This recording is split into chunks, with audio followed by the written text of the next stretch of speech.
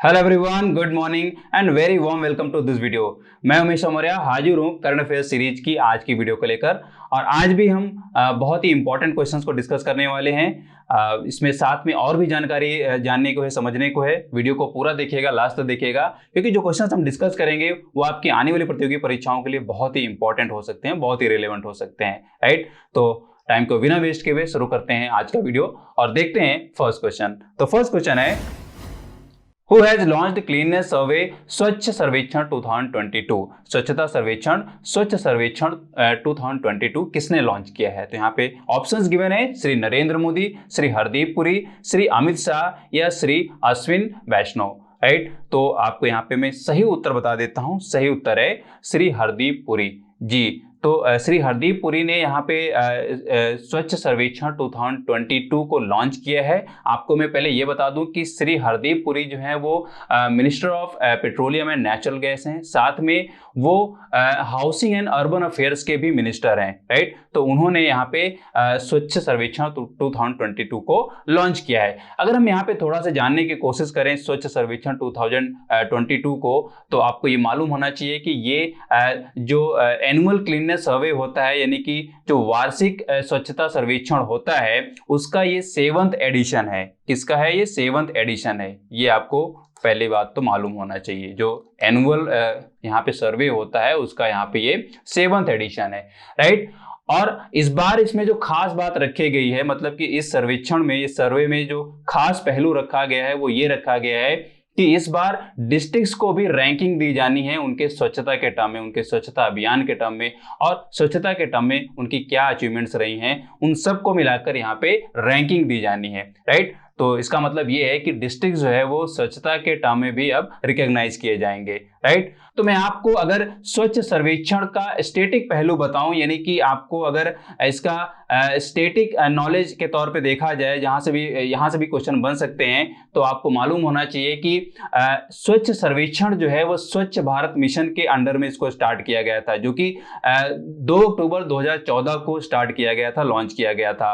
और ये वो दिन था जब महात्मा गांधी की बर्थ एनिवर्सरी मनाई जाती है। राइट, तो महात्मा गांधी की बर्थ एनिवर्सरी 2 अक्टूबर 2014 को इस मिशन को स्टार्ट किया गया था, जिसका नाम था स्वच्छ भारत मिशन। राइट, अगर हम इसके उद्देश्य की बात करें कि इसको लॉन्च करने का जो उद्देश्य रहा है वो क्या रहा है, तो ये भी आपको मालूम होना चाहिए कि इसका जो प्रमुख उद्देश्य रहा है वो ये रहा है कि मतलब कि इसका टारगेट के बेसिस पे उद्देश्य रहा है कि 150th जो बर्थ एनिवर्सरी होगी महात्मा गांधी जी की, राष्ट्रपिता महात्मा गांधी की जो 150th बर्थ एनिवर्सरी होगी, यानी कि 2 अक्टूबर 2019 तक गांवों में जो खुले में शौच की प्रथा है या जो मजबूरी है उसको खत्म किया जाना है, यानी कि ओपन डेफिकेशन को एरेडिकेट किया जाना है 2 अक्टूबर 2019 तक। राइट, तो 2019 तक क्या अचीवमेंट्स रही हैं, किस तरीके से यहाँ पे ओपन डेफिकेशन को एरेडिकेट किया गया है, ये सारे जितने भी पॉइंट्स हैं आप इसको डिटेल में जरूर पढ़ें, नोट करें, बिकॉज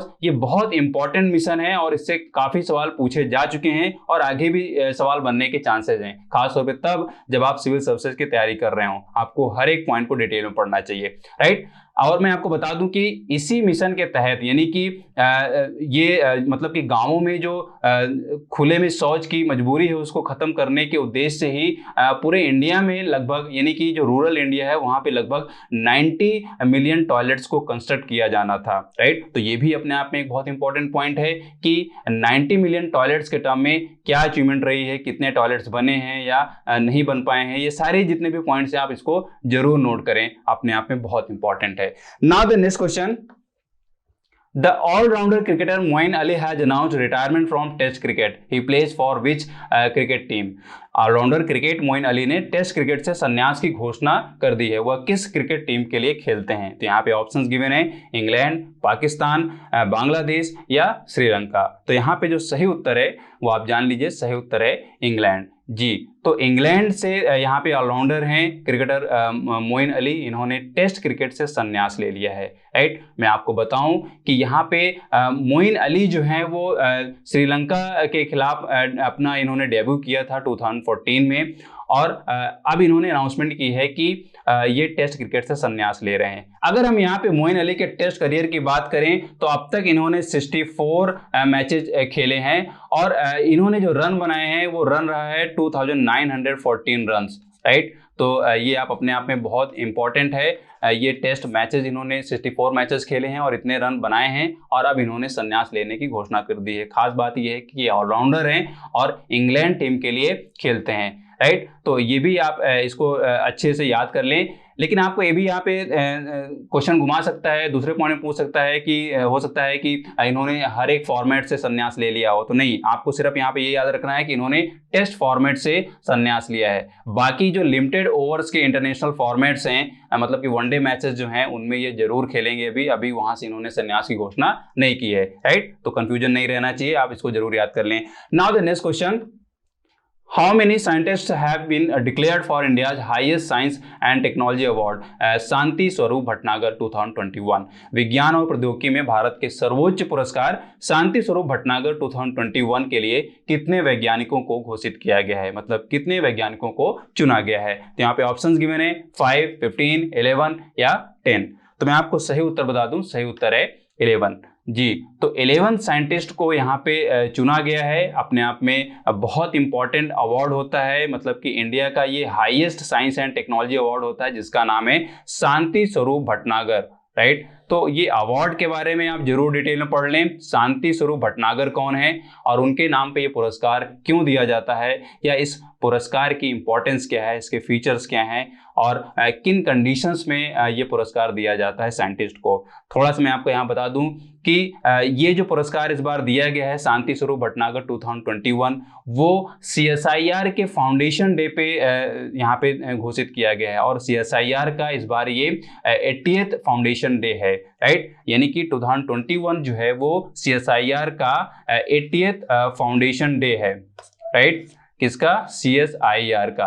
CSIR का मतलब है council for scientific and industrial research. बहुत ही इंपॉर्टेंट काउंसिल है, इसका अपना एक रोल है रिसर्च के टर्म में। इसको भी आप डिटेल में पढ़ सकते हैं, राइट। तो ये इंपॉर्टेंट पॉइंट्स हैं, मतलब कि CSIR के 80th फाउंडेशन डे पे इस पुरस्कार की घोषणा की गई है और इस पुरस्कार में 11 साइंटिस्टों को सिलेक्ट किया गया है। और आपको मैं अगर दूसरा पॉइंट बताऊं तो ये उन साइंटिस्टों को दिया जाता है जिनकी उम्र 45 साल से कम होती है और उन्होंने अपने फील्ड में एक आउटस्टैंडिंग रिसर्च की होती है, आउटस्टैंडिंग काम किया होता है अपने फील्ड का। मतलब यहाँ पे ये आप जान लीजिए कि ये जो पुरस्कार है, यानी कि शांति स्वरूप भटनागर पुरस्कार जो है वो साइंस और टेक की 7 फील्ड्स में दिया जाता है। किसमें दिया जाता है? 7 फील्ड्स में दिया जाता है। ये भी आप याद कर लें। मैं अगर इनका आपको नाम बताऊं तो ये 7 फील्ड्स हैं, फिजिक्स, केमिस्ट्री, बायोलॉजी, जो एनवायरमेंटल साइंस है, इंजीनियरिंग है, मैथमेटिक्स है, मेडिसिन है, राइट। तो ये फील्ड्स हैं, 7 फील्ड्स हैं जिनमें शांति स्वरूप भटनागर पुरस्कार दिया जा सकता है और उन लोगों को दिया जाएगा जिनकी उम्र 45 साल से कम है और उन्होंने अपनी फील्ड में आउटस्टैंडिंग रिसर्च की है, राइट। बहुत इंपॉर्टेंट है, डिटेल में आप पढ़ सकते हैं। Now the next question, Army officer Sripada Sriram has set Guinness record for fastest solo cycling. How much distance he covered to set his record in 34 hours? सेना के अधिकारी श्रीपद श्रीराम ने सबसे तेज एकल साइकिलिंग के लिए गिनीज रिकॉर्ड बनाया है। 34 घंटे में रिकॉर्ड बनाने के लिए उन्होंने कितनी दूरी तय की है, यहाँ पे ये पूछा जा रहा है। मतलब कि इन्होंने ये जो रिकॉर्ड बनाया है वो 34 घंटे की साइकिलिंग करके ये रिकॉर्ड बनाया है, राइट। तो यहाँ पे ऑप्शंस गिवन है 471 किलोमीटर, 472 किलोमीटर, 473 किलोमीटर या 474 किलोमीटर। तो सही उत्तर आप जान लें, सही उत्तर है 472 किलोमीटर जी। तो इस डिस्टेंस को इन्होंने 34 घंटे में तय किया है। किसने तय किया है? इंडियन आर्मी के ऑफिसर जो लेफ्टिनेंट कर्नल श्रीपद श्रीराम हैं, उन्होंने इस अचीवमेंट को रखा है, मतलब कि इस रिकॉर्ड को बनाया है, गिनीज रिकॉर्ड में अपना नाम दर्ज कराया है 34 घंटे की साइकिलिंग करके, राइट। तो यहाँ पे देखिए डिस्टेंस के टर्म में भी क्वेश्चन बन सकता है, टाइम के टर्म में भी क्वेश्चन बन सकता है और यहाँ पे फॉर्मेट भी पूछा जा सकता है कि किस इवेंट में यहाँ पे इन्होंने इसको जीता है या रिकॉर्ड बनाया है, राइट। और इनके जॉब के टर्म में भी क्वेश्चन पूछ सकता है कि ये किस फील्ड से रिलेट करते हैं। मतलब तो आपको मालूम होना चाहिए कि ये इंडियन आर्मी के लेफ्टिनेंट कर्नल हैं श्रीपद श्रीराम, इन्होंने ये रिकॉर्ड सेट किया है। और ये भी आप जान लें कि ये जो इवेंट है वो एक पार्ट है स्वर्णिम विजय वर्ष का, राइट। स्वर्णिम विजय वर्ष में यहाँ पे बोल रहा हूँ, यानी कि 2021 को स्वर्णिम विजय वर्ष के तौर पे मनाया जा रहा है। और ये क्यों मनाया जा रहा है ये भी आपको मालूम होना चाहिए कि 1971 में भारत ने पाकिस्तान के खिलाफ जो युद्ध जीता था, तो उसकी मतलब यहाँ पे वर्षगांठ मनाई जा रही है और ये 50वीं वर्षगांठ है, राइट। तो आप ये अच्छे से याद कर लें, मतलब कि 1971 वॉर में विजय हासिल करने की ये 50वीं वर्षगांठ के रूप में मनाया जा रहा है। और इसी इवेंट का पार्ट रहा है सोलो साइकिलिंग, जिसमें फास्टेस्ट सोलो साइकिलिंग के रूप में रिकॉर्ड दर्ज कराया है श्रीपद श्रीराम ने, राइट। तो बहुत इंपॉर्टेंट है, आप इसको जरूर याद कर सकते हैं। Now the next question, Sojat Mehndi has got GI tag from the government. In which state Sojat Mehndi is naturally cultivated? Sojat Mehndi को सरकार से GI टैग मिल गया है। Sojat Mehndi की खेती प्राकृतिक रूप से किस राज्य में की जाती है? तो यहाँ पे ऑप्शंस गिवन है, राजस्थान, हिमाचल प्रदेश, पंजाब या हरियाणा। तो आप सही उत्तर जान लें, सही उत्तर है राजस्थान जी। तो राजस्थान के सोजात यहाँ पे एक तरीके से वो तहसील है, एक सिटी है, और अपने मेहंदी की खेती के लिए, अपनी मेहंदी की उत्पादकता के लिए बहुत प्रसिद्ध है। तो वहाँ की मेहंदी को यहाँ पे जीआई टैग दिया गया है, राइट। तो बहुत इंपॉर्टेंट यहाँ पे टर्म आ रहा है जीआई टैग, ये आप जान लें। जीआई टैग का मतलब है यहाँ पे जियोग्राफिकल इंडिकेशन, राइट। जीआई का मतलब क्या हो जा रहा है यहाँ पे, जियोग्राफिकल इंडिकेशन, राइट।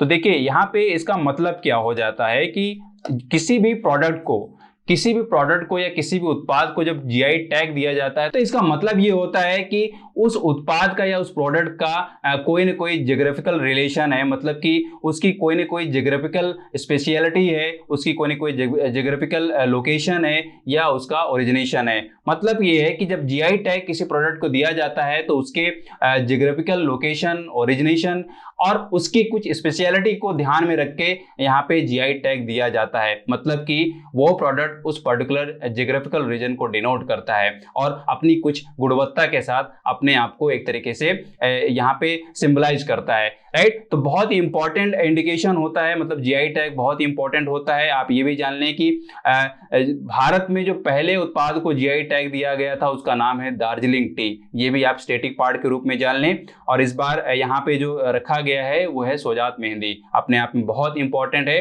अगर मैं इसको थोड़ा से आपको बताऊं सोजात मेहंदी के बारे में, इसकी खासियत के बारे में, इसकी गुणवत्ता के बारे में, तो ये बहुत ही मतलब नेचुरल तरीके से, पूरी तरीके से प्राकृतिक तरीके से इसको कल्टीवेट किया जाता है। और खास बात ये है कि इसमें बारिश के पानी का यूज किया जाता है। मतलब इसमें जो हम सिंचाई करते हैं या पानी जो दिया जाता है मेहंदी में, वो बारिश के पानी का यूज किया जाता है, राइट। ताकि उसमें जो लासोन है उसको अच्छे से वहां पे एनरिच किया जा सके। बारिश का पानी क्या करता है, कहीं ना कहीं मेहंदी में लासोन को अच्छी तरीके से एनरिच करता है। तो देखिए बहुत इंपॉर्टेंट टर्म है लासोन, ये भी आपको साइंस के टर्म में भी एक तरीके से याद हो जाएगा।